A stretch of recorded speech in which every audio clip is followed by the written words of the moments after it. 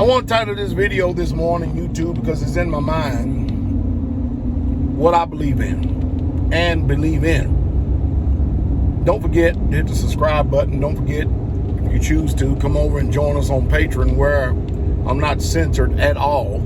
I have the liberty and freedom of speech to be able to speak and say what I want to say and how we want to say it without mixture. So if you want to know more about the content of what Pastor Dowell's putting out on a whole different level than what I'm putting out on YouTube, consider coming over and joining Patreon. Usually in the description box below. If you don't see it in this video, it's in a couple of videos behind it until I can catch it up. But hit the like button, subscribe, and I appreciate it very much. Hey, when we look at this world as a whole, now I could be wrong, but I really truly believe that there are individuals out there that are like me, meaning that you're a truthful person. You don't like for no one to lie to you. You don't want anyone to undermine you.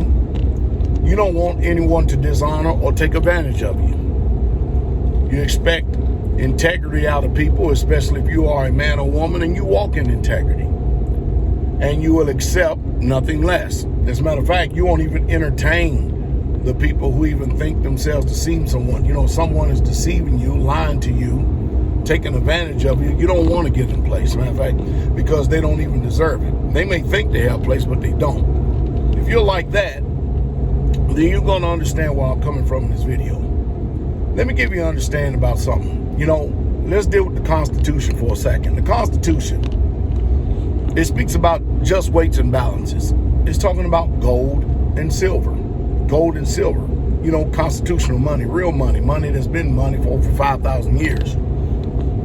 Now we have a fiat currency system where you see just as well as I do that our dollar means nothing. I mean, money printed out of thin air that's not backed up by real money, gold and silver, you know, stuff that comes out of the earth. But it's backed up by the Federal Reserve System, a bunch of international bankers. I mean, it's sad. You know, I believe in real money, and I'm sure you do too. You know, real money. Not this stuff that we got in our pockets they call Federal Reserve notes. I'll give you an example. You know, here's a silver coin right here. Silver coin. All right? That's real money. That is real money.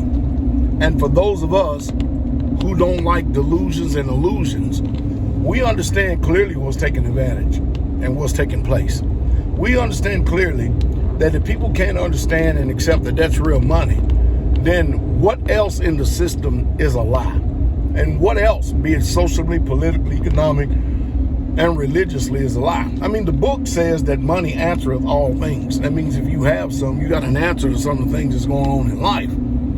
But if you can't get that right, if you can't have just weights and balances, then what does that speak to our character as a people, our moral character as a people? And now we have all these different types of systems of so-called value.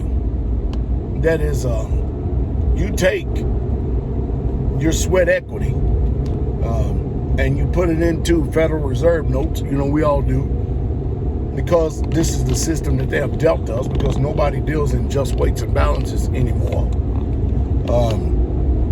except the people who are informed. It's really disturbing to me to know that that's where we are at as a people. That's how disturbing it is. Because if the money system is a lie, that means the system is a lie. And if the system is a lie, that means even the laws on the books is a lie. If the laws on the books is a lie, then that means even what we call moral righteousness, it's a lie. I mean, everything from that point, starting from that perspective, should be in question. I mean, that means religion is lying to us. That means the news media, if their mouth is moving, they're putting a spin on everything and they're lying. I mean, everything is a figment of your imagination, and the only truth that you have any control over is when you have your own homestead where you're free to live and worship the way that you want. Now listen, I'm not the type of person that will go out here. I don't agree with all these alternative lifestyles. And so I keep my family away from these people. I do. I just keep them away from it. And I teach my family what I know to be the perversion of those alternative lifestyles.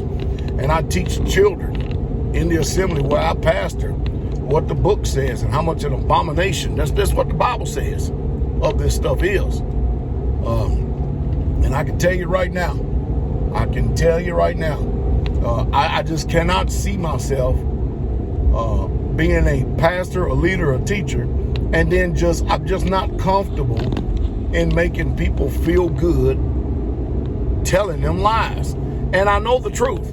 I know a lot of theologians, a lot of people who are so-called scholars in their own right and stuff. They're comfortable with towing the line of paganism and towing the line of fabrications and towing the line of make-believe and towing the line of lies and saying, what's the big deal? It's a very big deal to me. It's a very, very big deal to me. I have not lived my life lying. If I've wronged anyone, the Father knows I've apologized. And just because you apologize, if y'all not figured out that just because you apologize to someone, that doesn't mean that even though you met the conditions, that doesn't mean that they're right. I mean, you can apologize to someone and they can choose either to accept or not accept your apology, but isn't that totally irrelevant? Once you have met the conditions and you have apologized, because we're all fallible and flawed, every single one of us. There's not one just person on this earth that do good and sin not one of us. But the ideal is to be a man or woman walking in the integrity of your heart the best way you can. And you got to be able to define morality in some way, some fashion, some form. It just can't be left up to our own conscience and for us to decide and determine what's morally acceptable and not. We can't. It's got to come from somewhere, someone greater than all of us. But no, I expect a high standard in almost every single thing that I do and I live in life. And I really, truly do. I really, truly do. I try my best to live that standard, and it's hard for me to accept anything less. You should be the same way, the exact same way. You should be the exact same way. And getting people on the same sheet of music is rough. It's very rough and tough. But that's what you should expect.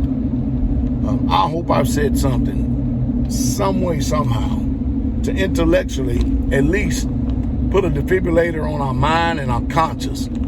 You know, you cannot expect more out of others if you're not even capable of producing it yourself. That's the heightened definition of hypocrite. When you expect more out of others and you're not producing it yourself. We can't do that. If we expect something out of someone else, our standard has got to be greater, especially if you're a leader. But I tell you, and like I said before, it would be you the leader of your home, the head of the house, the husband, or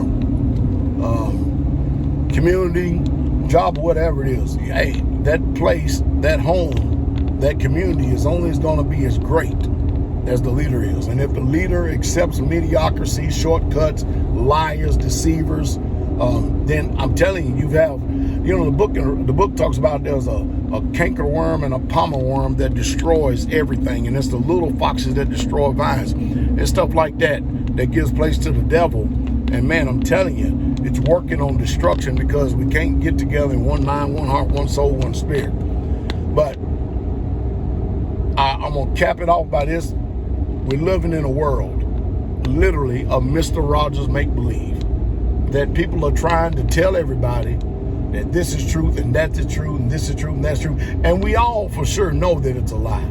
Yet and still we will remain mute and quiet and we say nothing about it. We're not even offended that someone is toying around with our mind and our conscience, telling us lies. I mean, should we not be offended? Should we not want to separate from them kind of people and stuff? And should we not want to have as less dealings as we can possible with those kind of people? Because are those not the same people that will get stirred up and get angry and mad and begin to attack you with malicious words because you won't accept what everybody else is doing? You know, the herd mentality. Will they not do that? There's no way we can accept mediocrity. We just can't do it. And so I don't mind telling you, I know what real money is. I know the truth from a lie, and I always try to make sure that I never, ever live out those lies. I can't do that. Those lies, I know some way, shape, fashion, or form, they're doing whatever they can to work destruction. And I know it seems like when you tell a lie, you get by and everything is fine, but it's going to come back around again. And I know if you live a lie, it seems like everything is good because everybody else is doing, but it's going to come back around again. We just simply can't accept second standard, second fiddle on a lot of things. We just can't do it. We can't do it. So make today and every day as you go forth in the few days that we are allotted above ground on this face of planet Earth, without getting caught up in the hoop and the hype of life in itself, slow down and make today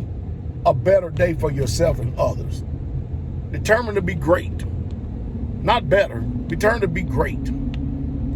And get better every single day. You see what I mean? A little bit of better makes a great. It really truly does. Hope it says something to stimulate thought.